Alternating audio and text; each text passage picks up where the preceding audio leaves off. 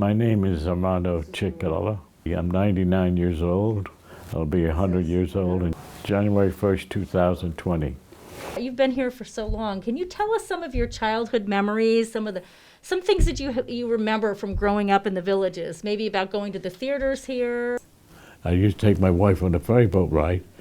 My date was to go on That was a big date. Yeah, 50 cents. Yeah, nice. If you don't go off, you don't have to pay again. So we take her on a date, ferry boat, go over and come back again. We used to go to Strand Theater, which was on Beekman Avenue. Oh, right, the old Strand, yeah. Oh, yes, Mr. Pollock owned it. Mm-hmm.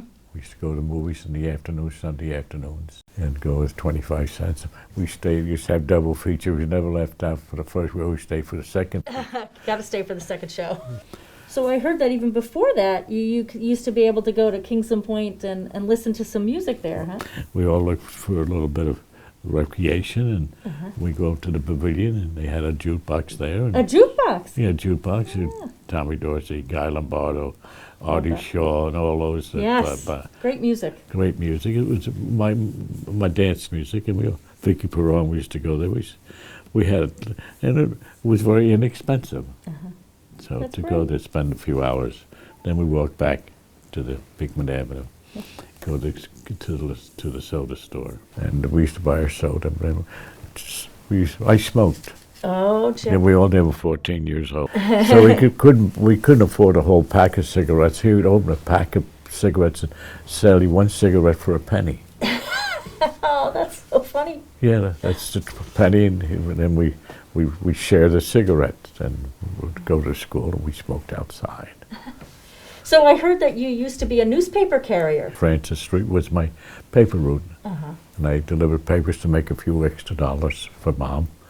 And after that, I went caddying at Rockwood Hall Country Club. Oh my gosh, that's gone now. Yeah, Rockwood Hall. I used to go out and make a few dollars and give Mom a few pennies.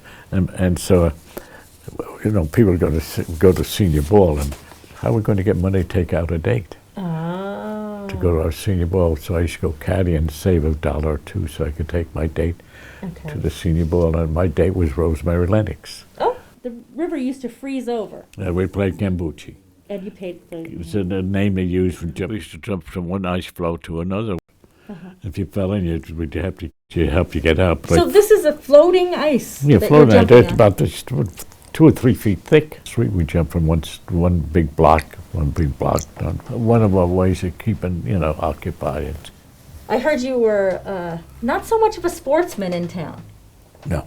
Yeah. So, but you were on the baseball team, maybe? No, I was manager of the baseball team. Manager, okay. I didn't play ball. I read in paper every day, and I look at the standings where we're standing in our league, and we're in last place.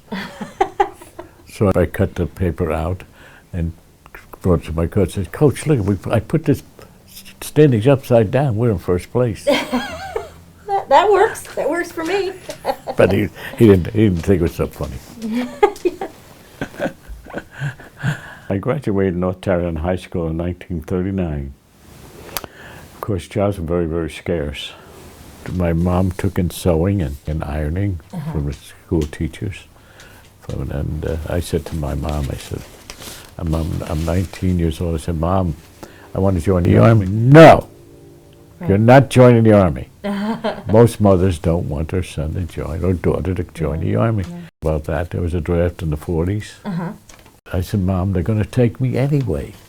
Yeah. Let me get it over with."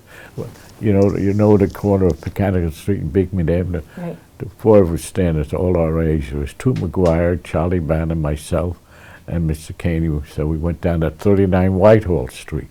Right. That's a Down in the city. Yeah, that's where we Yeah. went to go to list. Yeah. Well, let me tell you, when I went down to join the Army, I get on the scale, and the captain looks at me and said, "We can't take you." Oh. I said, "Why? You don't weigh enough." I couldn't cast a shadow on my younger days. So I said, "What's the matter? You don't weigh enough. We can't take you." So he said to me, "You want to join the Army?" I said, "Yeah, that's why I'm here. I want to join the Army. Go down the street, get some water and bananas, Oh. and come back." Yeah. When the scale came to 110 pounds.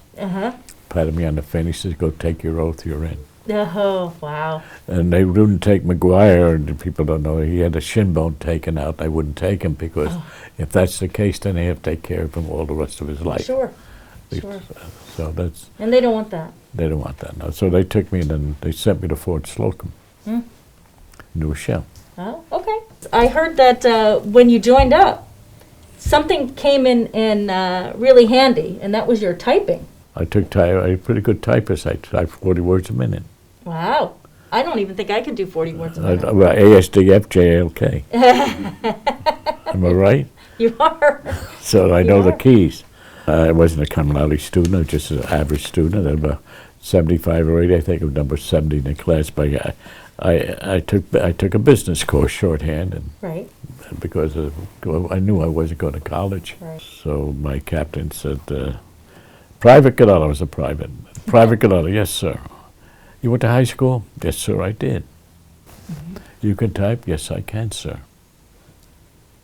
You can read? Yes, I can, sir. He said, "You're going in headquarters section." Oh, wow. Because we're a communications outfit. We do all the teletypes, telephones, switchboard. wow. That's all. That's what we did. So basically, what you're telling me is that North Tarrytown High School prepared you well to Well, go right into headquarters That's right. by teaching you a lot of skills that a lot of other people didn't have. That's true. Because you got to realize too. Because in the 30s and 40s, they'd go to school. I'm talking about the people in Kentucky, Louisiana, Yeah. all down south. People don't realize this, and you're surprised. You didn't go to school? Yeah, they no, stopped. because they're trying to make a living and support their family. There's a depression, Yeah. like you're going through today. When I go to schools, I tell them, and this is what I tell them: that's not a pimple on your shoulder, it's a brain. Use it. Yeah, it's true. And that's really important. to Very the important students. because you're the future generation. This is what I try to tell them. Yeah. You were in the Army for a while, and yes, we do know that you were there during the bombing of Pearl Harbor, Yes, which was tragic. It's very tragic. But then you got past that, and after that, you decided to come home. Well, you got to. Why did you settle here again? Is what makes this community so special after the war? This community, this is a great community in my time. I knew all my neighbors on Barnard Avenue. Today, I don't know my neighbor next door. What happened? I don't know, but I do think that we're starting to learn again how to become a bigger, closer community. Which I think it's just very necessary for the community to survive. I think so too. It is. And I believe that they all should volunteer some way to help their community. Well, that's a big thing. Volunteering, Volunteer. I agree. I'm a volunteer fireman since 1947. I'm not active anymore, but I held all line positions. And you worked in village government. You've done so many other things that and volunteered at the church. Oh well, I was bizarre chairman for 30 years. I made him over $30,000 a year. This is my purpose. I try to help a lot of people. Yeah. I don't look for nothing. I don't put dollar signs in front of my eyes. Not for me. I made 3 Spanish people citizens Yeah, that's great, right here. and that's important. Very important. Yeah. Because they should be part of the community. Right. And I tell everybody here, join a church, join something. Somebody needs your help. Now, after the war, you came and you worked here in the village. What was your job? I just got married in 1948. I went down to Frank Miranda. I said, "Do you need a salesman?" "Oh yeah, you want to work?" "I'm selling automobiles on a one-way street. Right. No walk-ins and no drive-ins Right. unless you know where you are." I was, and I'm going to brag, I was the highest salesman in the whole Tarrytown zone. I should sell 30 cars a month. Ah, look at that. You probably sold one to my dad. Probably did. Why do you feel that's important to create memorials and then to preserve memorials, all kinds of memorials in the village? Is it to remind people? Veterans should never be forgotten. Yeah. Never. 12 million American soldiers and women served in World War II. 500 of us die a day. 500 of us die a day. In the course of 5 years, you don't know what I went through in the Vaginal Canal. I was in the hall for over 2 weeks. Had to eat standing up, Yeah. and had to be combat ready. And so you have to teach. You got Water. it. You got to tell them what what the men and women went through. And that's what's important about history. That's is right. that it's got to be passed on. This is in my heart. This is the icing on the cake of my living. This is the icing on the cake. Yeah. This is my reward. There you go. There you go. Because people don't know who had to go tell Mrs. Laurent how her son got killed. I know. I heard that rumor that you like to dance. I tell my children, if you want to meet anybody, dance. I'll tell you a true story.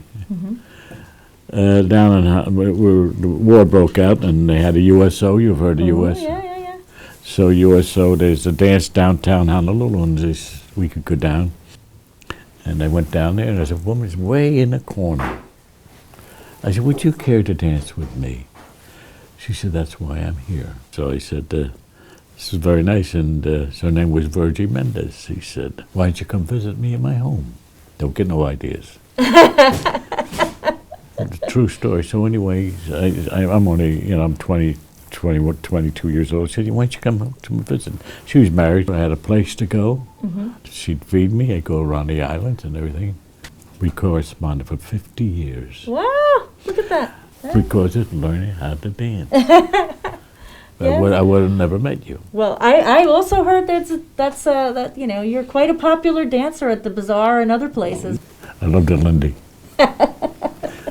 With someone like you, a pal so good and true, I'd like to leave it all behind and go and find a place that's known to God alone, just a spot to call our own.